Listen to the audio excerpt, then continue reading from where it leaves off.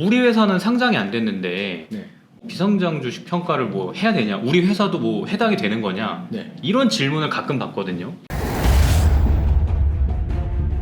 코로나라는 게 굉장히 많은 걸 바꿔놨잖아요.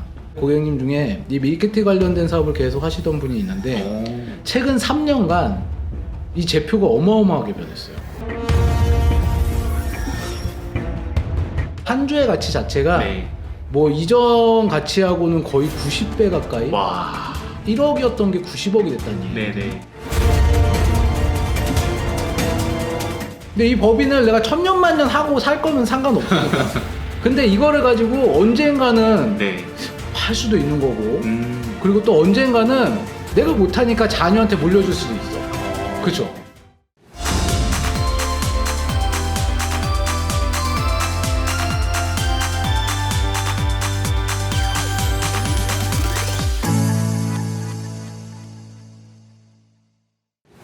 네, 안녕하세요. 오너스 경영연구소의 조 팀장입니다. 네, 안녕하세요. 김인사입니다.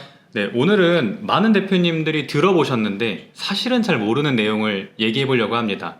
바로 비상장 주식 평가에 대해서 얘기를 하려고 하는데 제일 먼저 이 비상장 주식 평가가 어떤 건지 이사님께서 혹시 간단하게 설명 부탁드릴게요. 일단 비상장 주식이라 하면은 네, 상장 주식은 다 아시잖아요. 그쵸. 네, 상장 주식은 다 아시는데 비상장주라고 하면은 말 그대로 시세가 나와 있지 않은 주식이에요.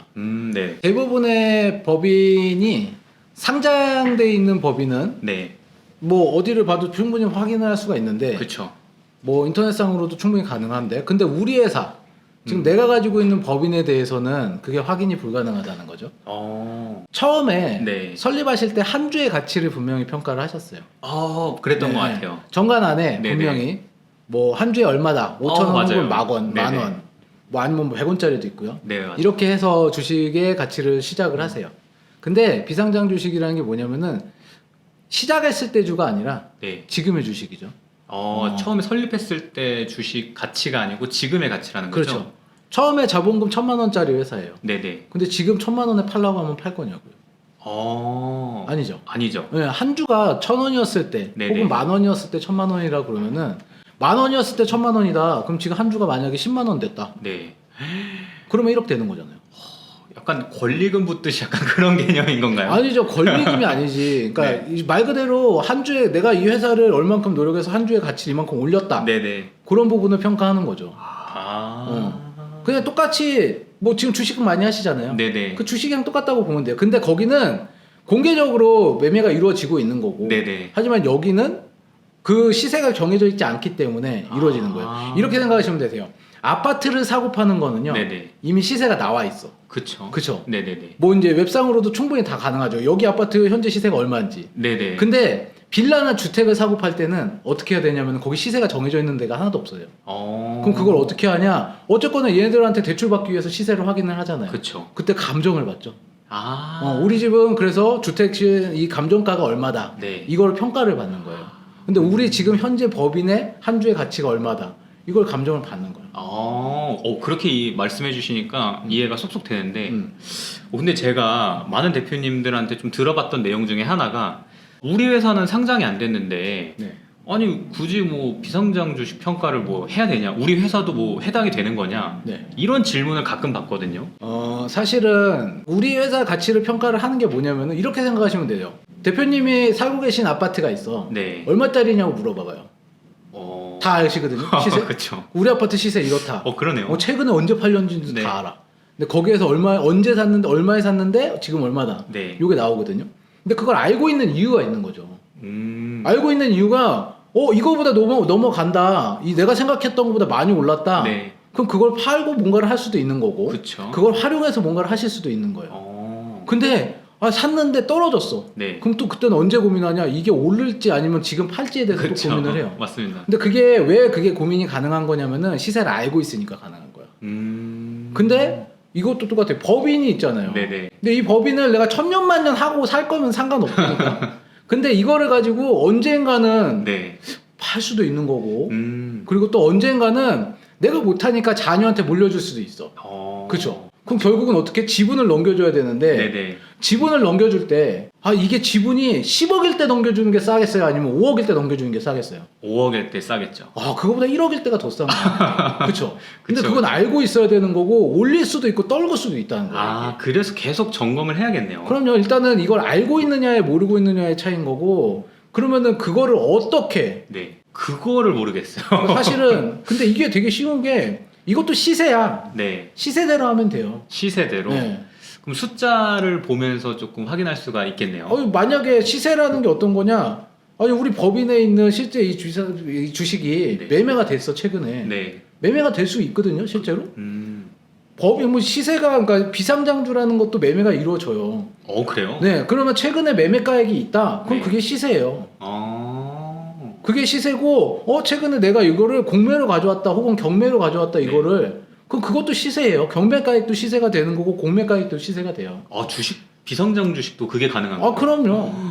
근데 이게 시세잖아. 근데 네. 대부분의 회사는 근데 이게 시가로 산정이 안 되는 거예요. 네. 이런 경우가 거의 없다는 거지. 그쵸. 그랬을 때 어떻게 평가하느냐 이게 되게 중요한 거고. 근데 뭐 그거 평가하는 것 같은 경우는 세무사님한테 얘기하면은 평가해 주세요. 그래요? 네. 그럼 간단하네요. 네, 패스 간단하죠. 돈 내면 돼요. 근데 네. 돈을 많이 내야 돼요. 뭐 많이는 모르겠어. 그냥 뭐 마음 놓으신 세무사님들은 그냥 해주실 수도 있는데, 네. 근데 대부분 그래도 일정 어느 정도의 그분들도 업무를 하시는 거기 때문에 일정 수준의 페이는 받으시는 걸로 알아요. 근데 뭐 그렇게 해주시는 분들도 있는데, 뭐 법인 운영하시는 대표님들은 다 아실 거예요. 뭐 기준으로 말씀드린다 그러면은 순 자산 가치가 있을 거고, 네. 재무제표 보면은 자산 가치 나오잖아요. 그쵸. 그죠? 네. 그리고 또 손익 가치가 나올 거야. 네네네. 그럼 이 두 개의 가치를 놓고 그거에 대한 비율로 해서 산정을 하면 돼요. 그리고 해서 가중 평가하시면은 그게 가장 대표적으로 평가하는 방법 중에 하나예요. 그러면은 이 재무상태표랑 손익계산서가 좀 필요하겠네요. 일단은 재무제표 보시고 네. 재무제표 안에서 이루어지게 되면 되겠죠. 네. 비율을 놓고서. 그러면 많은 법인을 이제 평가하실 텐데 네. 그 중에 이제 부동산을 좀 과하게 보유하고 계신 법인 같은 경우에 좀 계산법이 달라지나요?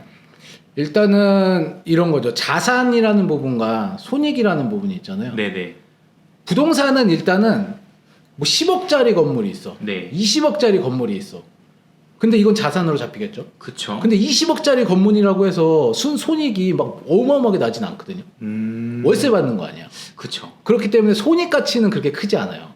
이런 경우가 이제 자산 중에서 부동산 과다보유법인이다 네. 라는 얘기를 해요. 그러면은 부동산 과다보유법인 같은 경우는 선출 방식이 조금 다르죠. 비율이 살짝 달라요. 비율이. 뭐 자산 가치와 손익 가치에 대한 비율을 좀 바꾼다. 네. 뭐 이런 비율을 좀 변경을 하는 경우. 많이 바뀌나요? 많이라면 많이죠, 사실은. 뭐 3대 2였던 게 2대 3으로 바뀌고 막 이런 경우예요. 근데 이렇게 부동산 진짜 과다보유법인은 이렇게 바꿔서 평가를 해도요. 자산 가치가 훨씬 높아. 평가를 했는데 순자산 가치의 80% 미만으로 떨어진다. 네. 그랬을 때는 또 그냥 순자산 가치의 80%가 평가 금액이 돼. 그러면 이 부동산을 이제 과하게 가지고 있거나 네. 혹은 과하게 가지고 있지 않을 경우에 이렇게 말씀해 주셨는데 네. 그럼 업력에 따라서도 많이 달라지나요? 뭐 예를 들어서 뭐 3년 미만의 뭐 기업은 뭐 어떻게 평가가 되고 평가 방법에 따라서 일단은 기준치가 직전 3개년도에 온전한 제표예요. 근데 3개년도가 채 안 되는 법인들이 있잖아요. 그쵸. 근데 평가를 요구한다 그랬을 때는 그냥 자산가치, 순자산가치로만 손익가치가 아니고 자산가치로만 평가를 하시면 돼요. 손익에 대한 부분은 좀 체크하기가 어려워서 그렇죠. 왜 그러냐면은 아직까지 네. 3년이 안 되는 평균치를 제가 생각에는 평균치가 안 나요. 그렇기 때문에 그 부분에 대해서는 자산가치로만 평가하는 게 좋은 것 같아요. 네. 얘기를 좀 듣다 보니까 비상장 주식 평가를 이제 하는 방법은 알겠는데 네. 언제 해야 그럼 좋을까가 좀 의문인 것 같아요. 이거라고 생각하시면 돼요. 만약에 내가 우리 회사의 가치를 높여놔야 되는 경우가 있어요. 만약에 내가 이 지금 가지고 있는 이 권리를 네. 넘겨야 되는 시기가 오겠죠. 그 생각을 하고 운영을 하시는 분들이라면은 한 주의 가치가 올라가 있는 게. 근데 또 반대로 내가 이 우리 회사 법인의 가치를 떨궈야 될 수도 있어요.